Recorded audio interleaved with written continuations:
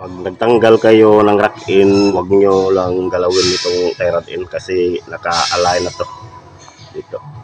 Baka mawala yung alignment niya pag tinanggal nito. Dito na lang para shortcut lang.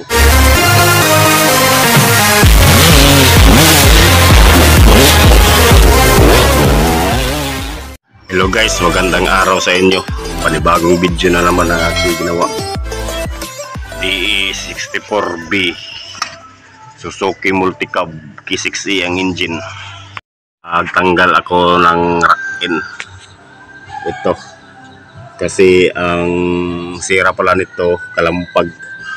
Kapag tumakbo ka, makaapak ka ng lubak-lubak, tumunog siya pag ganun, crack. Yan ang tunog niya pag rack-in ang sira. Dito yan guys, sa loob. Itong dito sa loob to. Magtanggal kayo ng rack-in guys, i-double check mo muna bago tanggalin ang rack-in. Baka hindi yun ang sira. Baka kasi dito guys, tumunog rin to pag makaapak ng batsi or lubak. At saka swing arm niya guys, tumurog din to. Tingnan nyo maigi bago nyo babaklasin. Tara guys, samahan nyo ako guys. Tanggalin natin ang rack-in.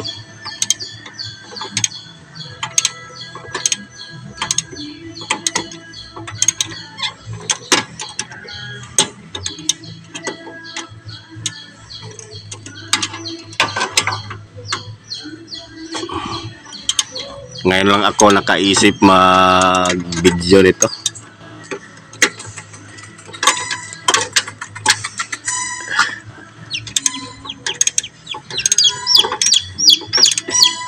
Kasi itong sira guys, basic lang to.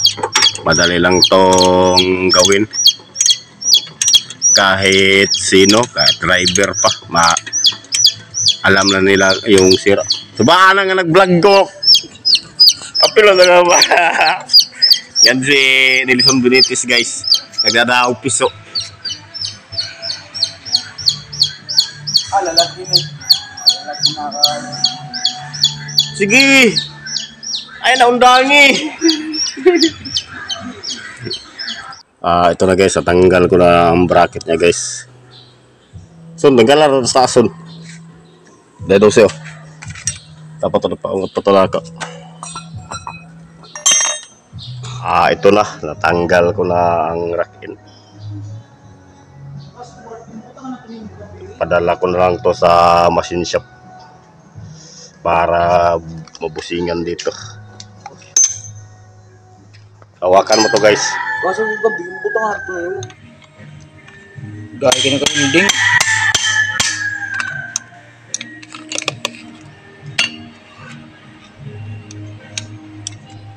Dugay pa kami sa gawas. Inom pa, hindi na ko eh. Uli na ko.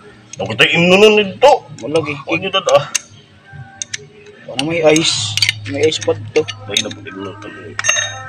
Kuhan mo imiton. Itong gininom na mo. Pidong. Ito. Pantiks man latad itong erim na. Okay. Ito natusok mo itlog guys. Mga lipad to diri. Buto. Ito ang itlog niya guys. Huwag mga pili ng mukha ko guys. Baka ma-discovered ko guys. Sabayin. Grabe kong version nila no. Yawo. Pero ibutangan ng kuhan. Ay. Tara.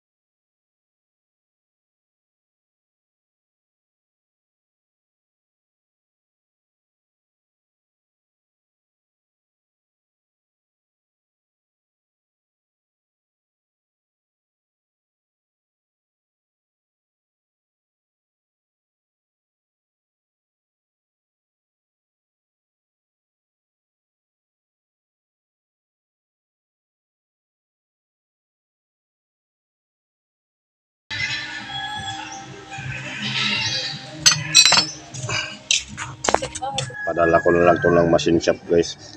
Machine shop ng bahala dito. Kung ipatong ba to nila. Pag nagtanggal kayo ng rack-in, huwag nyo lang galawin itong tie rod in kasi naka-align na to dito. Baka mawala yung alignment niya pag tinanggal nito. Dito na lang. Huwag na lang to yung galawin. Ito lang ang gagawin nyo kung maggalaw nyo. Baka mag-iba ang palas ng lugulong niya. Maraming salamat guys sa panonood nyo.